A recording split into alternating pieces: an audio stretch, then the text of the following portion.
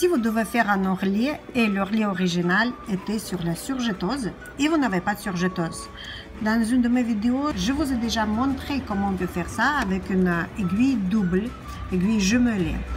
C'est pour les tissus non extensibles. Mais pour les tissus extensibles, qu'est-ce que vous pouvez faire? Je vous montre la solution. J'utilise un point triple zigzag. C'est un point zigzag pour les tissus extensibles. Comme ça, vous allez surjeter en même temps le tissu et coudre de façon à ce qu'il pourra s'étirer de deux côtés.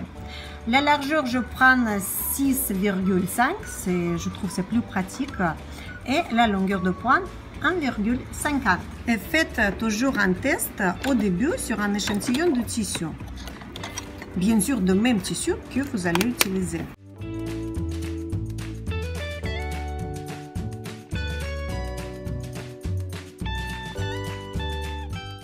J'ai effectué la couture. Et maintenant, je vais passer à l'original. Pour coudre cet ourlet, je prends 1 cm d'ourlet. Quand vous allez mesurer, laissez 1 cm. Et je mets le pied de biche de façon à ce que mon ouverture, ça veut dire l'aiguille du milieu, de position milieu, elle regarde, elle va piquer ici. Ça veut dire un point zigzag 2 mm, nous devons piquer sur le tissu en seule couche et le reste sur l'ourlet, sur double couche de tissu. Parce que si vous allez piquer là, vous n'allez pas surjeter. Mais si nous allons dépasser la couture sur 2 mm vers la gauche, comme ça, notre couture, notre ourlet sera bien fixé et en même temps, la bordure ne va pas s'effilocher.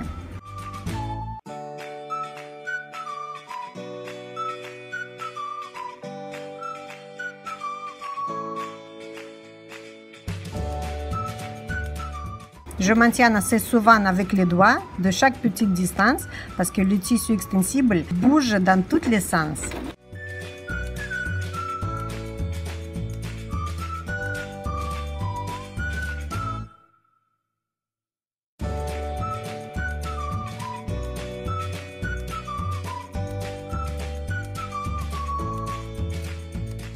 Et maintenant, je vous montre les résultats.